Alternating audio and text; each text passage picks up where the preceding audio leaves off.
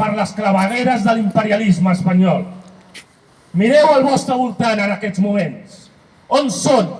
On són els que estan dient nosaltres sols? Sabeu on són?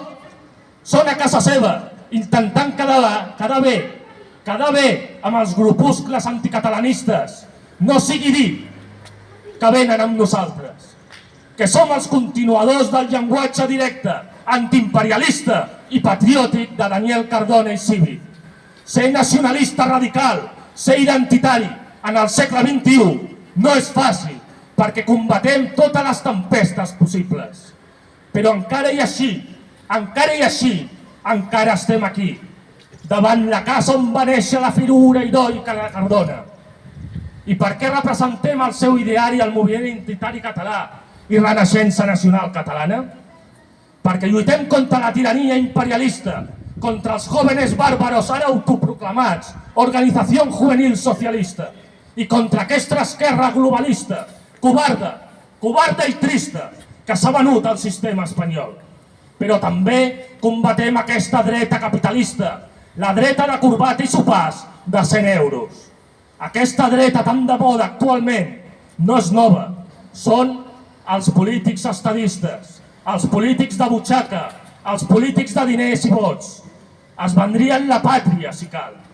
Ells es mouen per diners i vots, no per idealisme i amor a Catalunya, com ho podem fer nosaltres. Veieu algun d'aquests polítics avui aquí? Els veieu aquí davant nostre?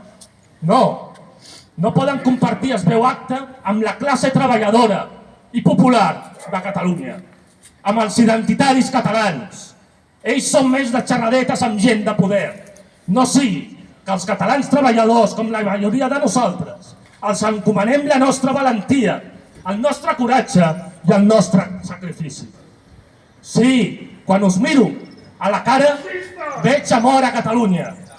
El millor homenatge a Daniel Cardona no solament recordar la seva vida, com ho podem fer nosaltres durant els 8 anys últims. És també continuar la seva forma de pensar, d'actuar. Nosaltres ens hem enfrontat al nou larruixisme i anarquisme del segle XXI i al feixisme imperialista. I ho continuarem fent amb més força que mai.